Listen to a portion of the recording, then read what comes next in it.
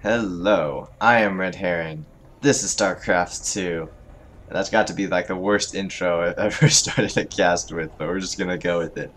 Myself, RedHerring, spawning as the Red Protoss down at the bottom of Shattered Temple against Noobstomper, the Blue Terran, on the left side, close by your positions.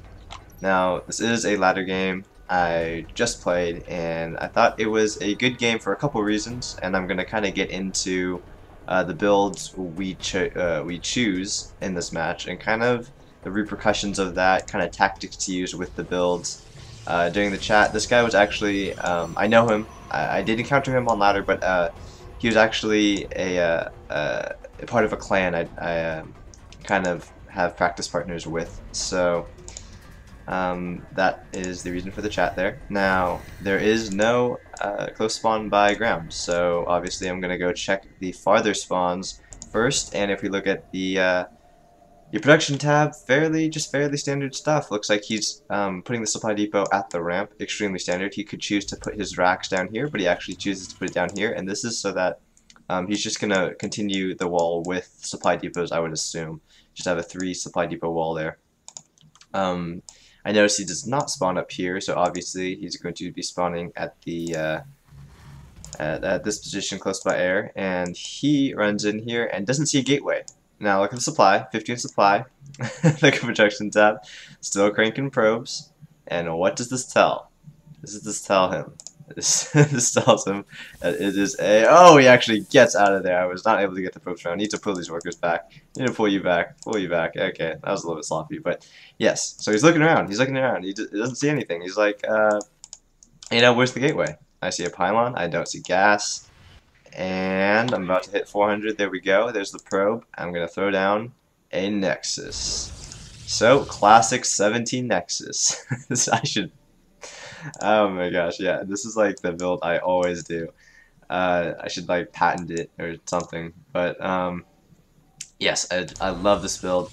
It looks like I'm just been scouting around, and this is actually risky. Oh, I misclicked the probe. I was trying to tell him to go over here, but I accidentally clicked here, and then he went across the ledge. He stopped from going down the ramp and went across there, and then was able to snipe it. So, oops. But yes, and I throw up 2 gateways here. Now, the 17 Nexus, and this is kind of why I'm doing the cast here.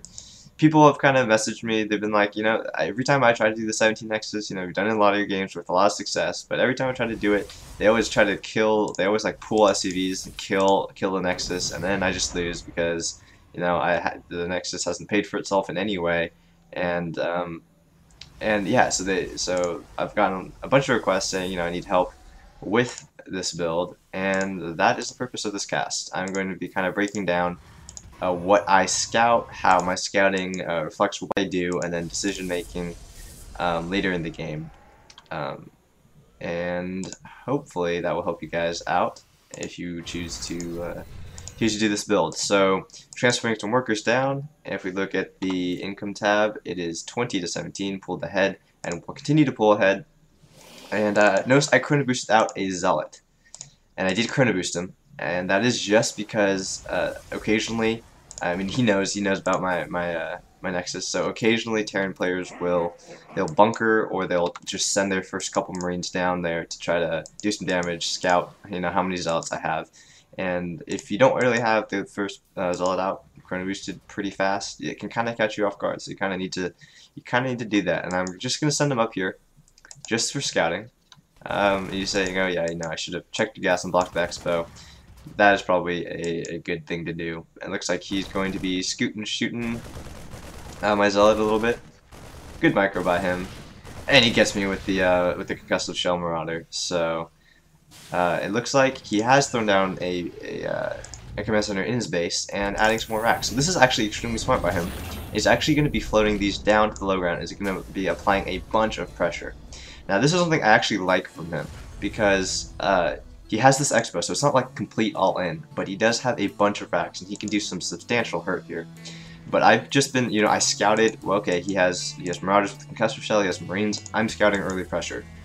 And I actually had a probe at the watchtower, but pulled him back because I thought he would come kill it. Turns out he did not even venture towards the watchtower, but better safe than sorry, and keeping my money nice and low, ecoing pretty well. Have 4 gateways, well 2 gateways on the way, in addition to the 2 that I started off with here. And ahead by like a 10 harvester lead, so things are looking pretty decent for me at this moment, getting my 3rd gas. But here we go, pulling the SCVs, has the force here, and I actually send a probe out to scout, and I'm going to pause right here because I need to explain, I need to break this scenario down for you. So he pulled SCVs. If you look at his base, he doesn't have that many mining SCVs, but that is because he does have 2 command centers. He can be able to he's able to replenish this number even if he loses all these workers. And here, even though I'm technically ahead in supply, probes are not nearly as efficient at fighting as SCVs, because SCVs can repair, they even have more hit points, and the synergy of this kind of all-in-ish a little bit in ball is just really good. Against what I have here, this would win, I guarantee. So what I'm going to do is I'm going to sacrifice my expansion, and because I already have this double gas, I have a couple gateways up here, I'm just going to bank on him losing so much mining time from this that I can do a strong mid-game push that will take him out. So that's my rationale here. I'm going to back up the ramp. If I had engaged here, I would have been slaughtered. So I'm going to back up the ramp. I'm going to cancel this gas. Hopefully, going to mineral walk through. And again, this is extremely smart right here. He actually, if these were not set to hold position, my probes would have got stuck around them trying to get away, but because I mineral walked, I was able to get through. And then another thing, having your workers set at hold position is a different, it decreases their attack priority. So stalkers and zealots won't actually attack workers set to hold position, and they will actually act as a kind of a living wall. I mean, the units here will go for the marauders and the marines behind the workers, and they won't actually target the workers themselves, so the workers will actually be paying for themselves in that way. Now it looks like I did not choose to engage there. I'm actually warping in a couple sentries because I was afraid he would push up. If he had pushed up right then, he might have been able to win right there, but he did not do that, and he's actually putting down a bunker here, and I like that. Until he pulls his SCVs away, and then I don't like that, because the bunker is to commit. I mean, there's no point in putting a bunker with no SCVs to repair if you're not going to commit to this attack here. If he's not going to try to like poke up the ramp, like put bunkers here, get sight, kind of push his way up the ramp, I don't like this. I hate close air. I think he's referring to his units kind of walking past my my units that are falling down at him, but I really don't like this bunker. I really don't like how he's sticking around. And here we go. I'm getting a robotics facility, by the way, and that'll come into play later in this game. But targeting down the bunker first. These zealots are just shredding. He doesn't have stim. He just started, actually. So all he has going for him in this engagement is concussive shell. He's doing a good job microing, but I mean, these are so many zealots here. Units lost. Definitely in my well, not in my favorite, but will be as soon as I kill a couple more of these guys here. Supplies are in my favor. That's what I was meaning to show here. So yes, production facility or rocks facility on the way on the production tab. Looks like I'm just poking around. I'm checking for the expo. He actually landed that, and he just flew right back as soon as he saw I could not hold that. And notice that although this is oversaturated, that is fine. Like I could actually long distance mine maybe 5 of the workers on those patches there, but haven't done so yet.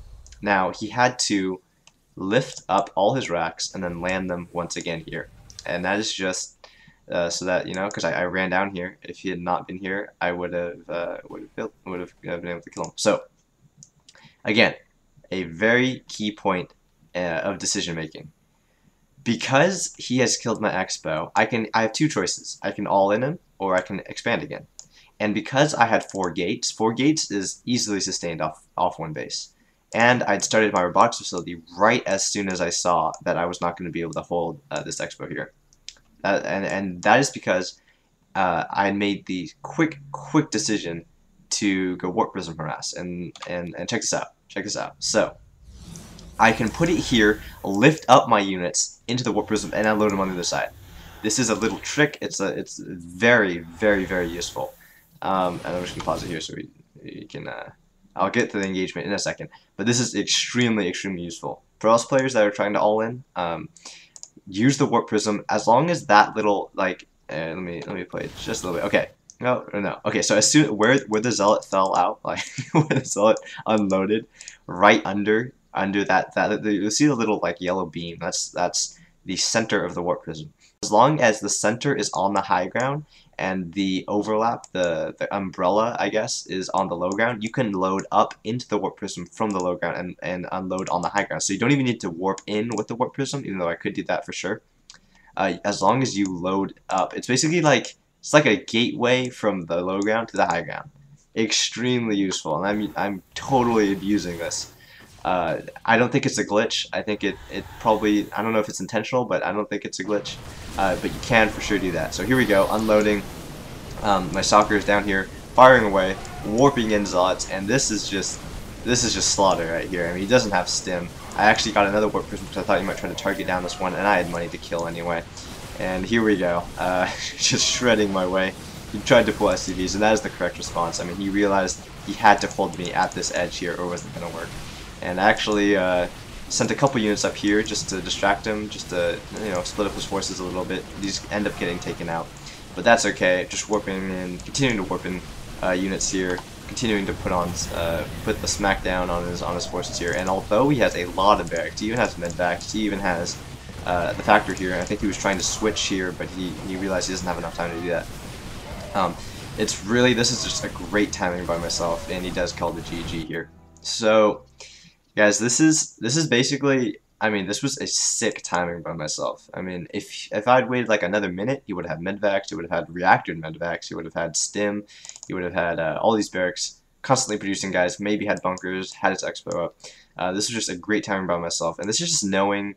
This is basically having good game sense, and when you do a 17 Nexus, even if it was killed, you forced him to do a build that maybe he didn't want to do from the start of the game. I don't know if he was originally going to go for the like 1 racks expand into heavy like 4 racks pressure, but you basically forced him to a couple of options. And once you scout what option he's gone for, then you can react. And I knew that as soon as he's killed my expo, because we were close by air, I can go for this very effective warp prism harass. And abusing that mechanic of the kind of transport unit mechanic, I don't know if there's a name for it, but just abusing that and really putting the hurt on him led to my victory here. So hope you guys enjoyed it. Hope this was useful to you guys trying to attempt the 17 Nexus.